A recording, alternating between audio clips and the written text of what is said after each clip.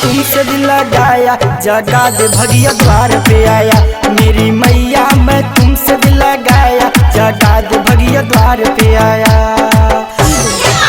मेरी मैया मेरी मैया मेरी मैया मेरी मैया मेरी मैया मैं तुमसे दिल लगाया जगा दे भगिया द्वार पे आया।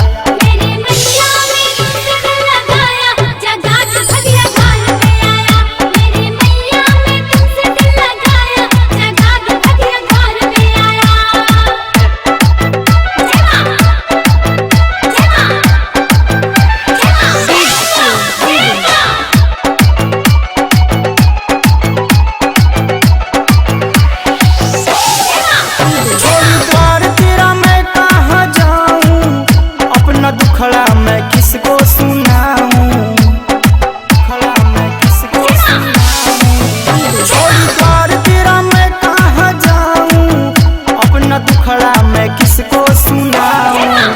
सारा जगने है सारा जगने है सारा जगने है मुझे ठुकराया जगा दे भगिया द्वार पे आया।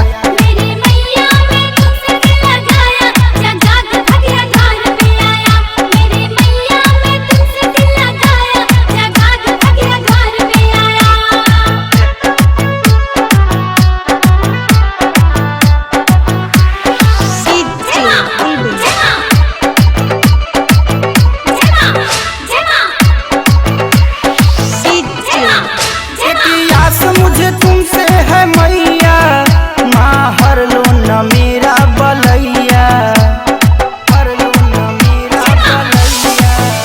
एक आस मुझे तुमसे है मैया माँ हर लो न मेरा बलैया। तेरे आगे मैं तेरे आगे मैं तेरे आगे मैं दामन फैलाया जगा दे भगिया द्वार पे आया।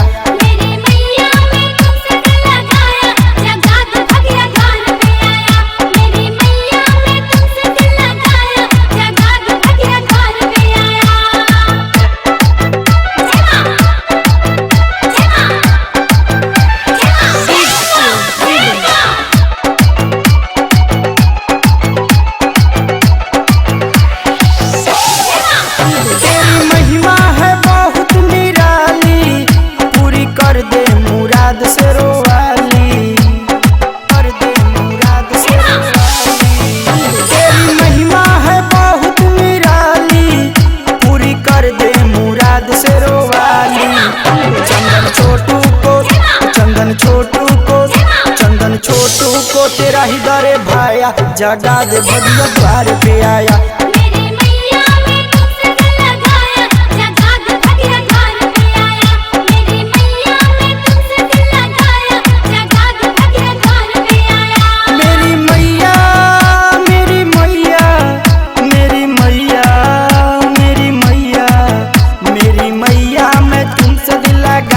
जगा दे भगिया द्वार पे आया।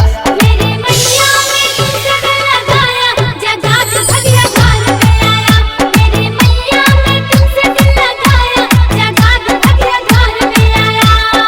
And music 99347151222